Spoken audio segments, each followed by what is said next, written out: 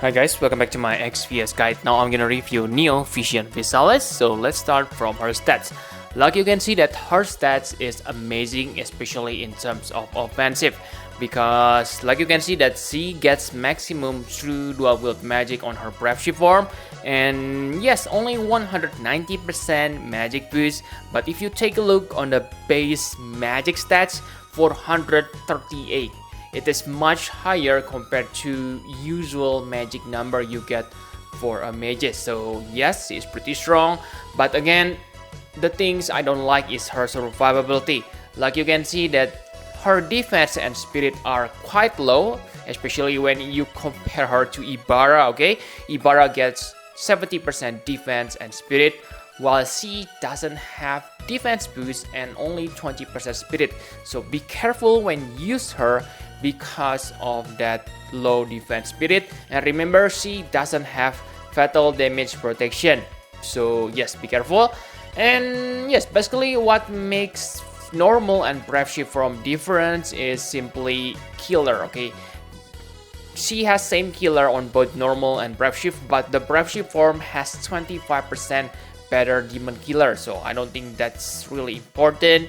And yes, her normal form also has 10% physical evasion if you want to make her into 100% physical evasion, but I think that's quite hard. You still need 90%. Okay, so that's all for her stats. Now let's take a look on her normal form.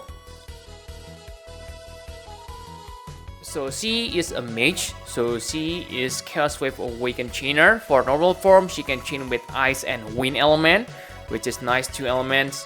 And for Bolting Strike, she only able to chain with Ice, but I don't think you want to use her Bolting Strike because the damage is kinda low, only 40 times per cast. And the damage range, I can say that it's quite decent, okay? Between 80 to 95 times damage per Chaos Wave cast. You reach 95 times when you use your skill that use Limit Burst Crystals. But the good news is the boost permanent. Okay, so it lasts for 9,999 turns. So unless you die, you won't need to recast the ability. But still, even if you want to cast the ability, it is still worth because it deals high damage. Okay, about 140 times Chaos Wave Awakened damage. So very nice. And she is a triple caster normally, and if she uses her cooldown ability, then she will become quad caster, which is good because Ibarra and other top tier mage are quad caster. And for Imperil, you don't need to worry because she able to imperil ice, water, and wind. But the bad news is it is from cooldown ability. So if you need to dispel the enemy, then you are out of luck. Okay, and she can get additional 150% demon and fairy killer on the battle. So yes, it's pretty insane when you fight demon and fairy. Okay, and for Granny's ability, she can give magic killer for demon and fairy to one ally. Okay, it is not for herself. Also increase ice, physical, and magic damage.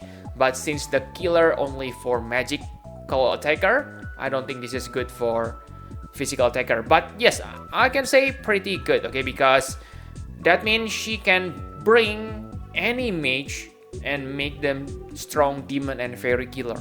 Okay, very nice. For limit burst, I must say this limit burst is nice as a finishing attack because it is only one hit attack, and remember she already gets 200% limit burst damage on her passive. So this limit burst deal 300 times damage at minimum, so quite strong. Okay, and that's all for the normal form. Now let's take a look on Brave Shift form. Her Brave Shift form is about the same. The difference is she uses ice and water instead of ice and wind.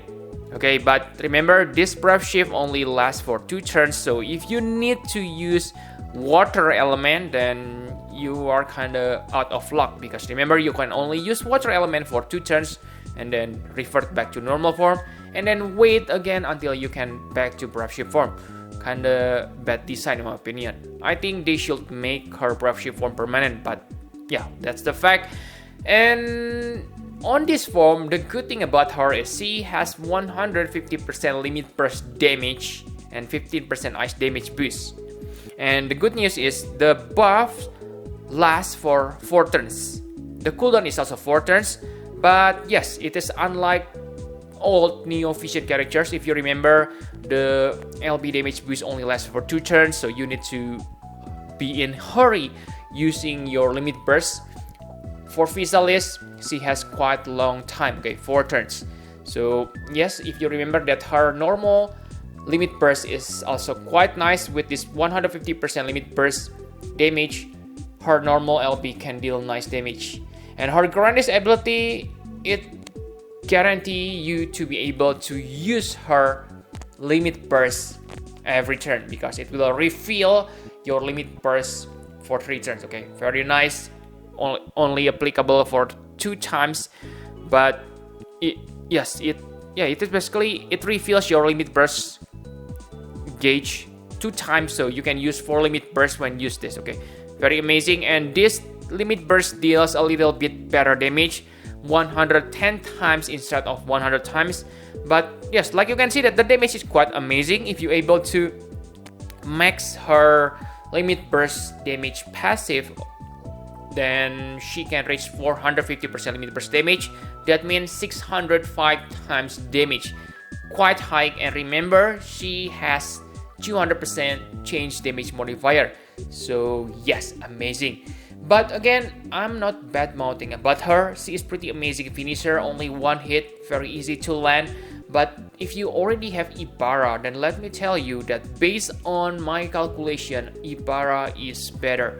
Because if you remember, Ibarra limit burst base damage is 180 times. Some of you even say it is 240 times, okay, based on the Ignore Spirit calculation. I'm not sure about that, but the point here is Ibarra limit burst base damage is higher. Okay, so Ibarra, I think she is better in terms of dealing burst damage. Why I say burst damage? Because like you have seen before that Physalis is able to refill her limit burst gauge every turn after she uses Grandest ability. So maybe after 3 turns, I think she is better than Ibarra, okay? But again, that's only based on damage modifier, okay? Other things like killers, stats are matter, okay? But yeah, the point here is, yes, it is great finisher because it is only 1 hit, very easy to chain. So that's all for Private form. Now let's talk about equipment and partner. So for equipment, like I said before, that limit burst damage is the key on using her. So you want to have limit burst damage boost on both normal and Brave Shift form. Remember that the buff she casts on Brave Shift form also still there when she back into normal form because it lasts for 4 turns. Very nice, right? And yes, the only downside for normal form is she only has 150% true dual wield instead of 200%.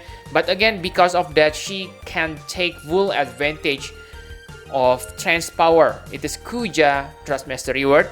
And yes, it gives you 25% LB damage, 25% equipment magic. So her Brave Shift form doesn't need trance power because already reached maximum true dual wield, but her normal form still need this. So equip that on your normal form. Other than that, simply focus on increasing her magic and limit burst damage. You don't need to worry about true dual wield because you already reached the max, okay? So another problem with her is weapon, okay? She is a mage, but she can only equip dagger, spear, throwing weapon, and gun. If you are veteran players, this is not a problem for you because if I'm not mistaken, okay, you get Wind Sprite Spear Plus. It is really good spear. It has 167 magic. Wow, very amazing. And yes, the bad news is it is limited, so yes, you can ditch that. Other than those weapons, you need kind like STMR equipment, okay? For gun, you need 4 Wind Physalis STMR. It grants you 180 magic.